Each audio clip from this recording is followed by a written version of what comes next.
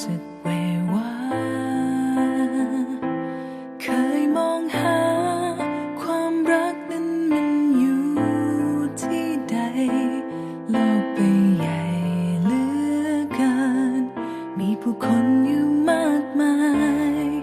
แต่หัวใจมันกลับเหงาขึ้นทุกทีแต่เมื่อฉันได้พบกับเธอสิ่งที่เธอให้ฉันไม่รู้มันคืออะไรโลกใบใหญ่ใบเดิมกลับไม่เคยต้องเหงาใจแค่ฉันนั้นยังมีเธออยู่ตรงนี้เธอเป็นมากกว่ารักเพราะเธอนั้นคือครึ่งชีวิตฉันใช้เวลาทั้งชีวิตเพื่อตามหาและรอคอยเธอมาแสนนานและสุดท้ายก็เจอว่าเธอคือทุกอย่างที่เติมเต็มหัวใจ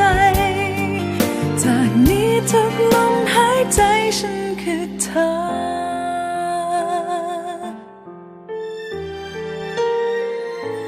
หากว่าเธอนั้นคือความรักก็เป็นรัก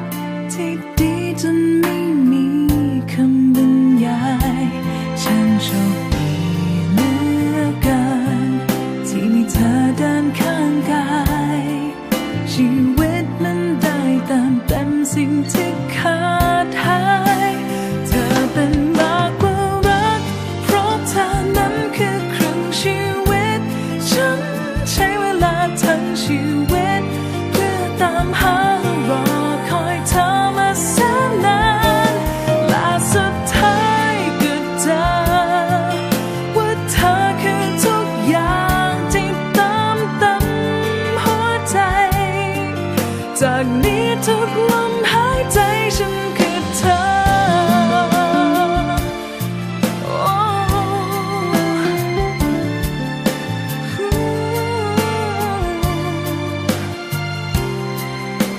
เธอเป็นมากกว่ารักเพราะเธอนั้นคือครึ่งชีวิต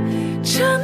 ใช้เวลาทั้งชีวิตเพื่อตามหาและรอคอยเธอมาแสนนานและสุดท้ายก็เจอว่าเธอคือทุกอย่างที่เติมเต็มหัวใจจากนี้ทุก